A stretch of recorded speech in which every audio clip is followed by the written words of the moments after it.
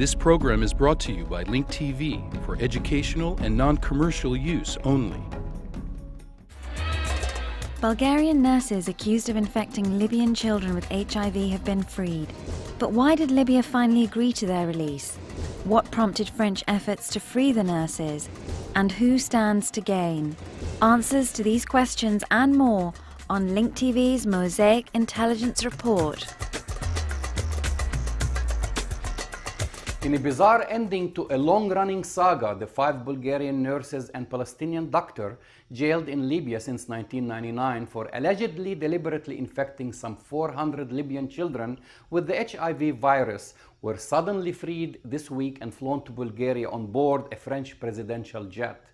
Earlier this month, France's President Nicolas Sarkozy twice sent his wife to Libya's capital Tripoli to lobby the country's leader Colonel Muammar Gaddafi for their freedom.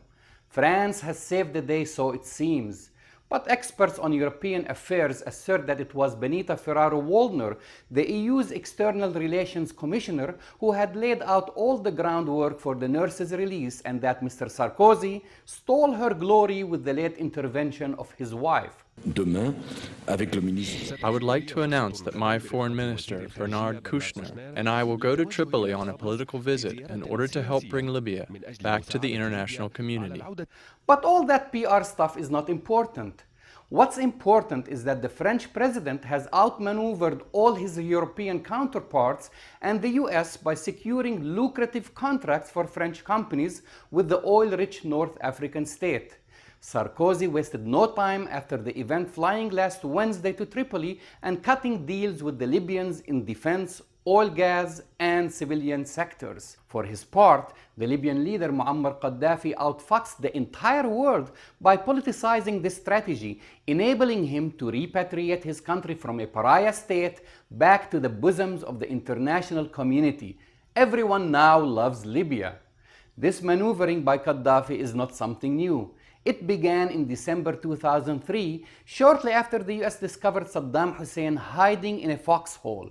Gaddafi, fearing a similar fate, decided to declare that Libya would give up its nuclear program in return for lifting the international sanctions imposed on it since 1982.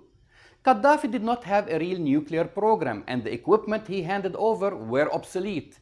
Yet, the US and Britain fell for his trick, using this as an opportunity to say that their policies had succeeded in making the colonel improve his morals and conduct. The sanctions were lifted and the United States resumed its diplomatic relations with the Gaddafi regime. Now, as the European press has been accusing the EU for succumbing to blackmail and France for benefiting from blood money, several Western countries, including the United States, have been competing to praise Gaddafi for his humanitarian role and are seeking closer ties with him. But several questions remain. Since the Libyan government still insists that the nurses are guilty, why did they really let them go? What happened to the final payment of compensations for the victims of the Pan Am 103 bombing over Lockerbie, Scotland in 1988? How did Libya get off the hook of the 1986 attack on a disco in West Berlin that was used by US servicemen? Were these forgotten in a bigger deal cut for oil? The simple answer to all these questions is yes. Oil and more oil. I'm Jamal Dajani for the Mosaic Intelligence Report. To learn more about this program or to share your thoughts, visit us at linktv.org/mosaic.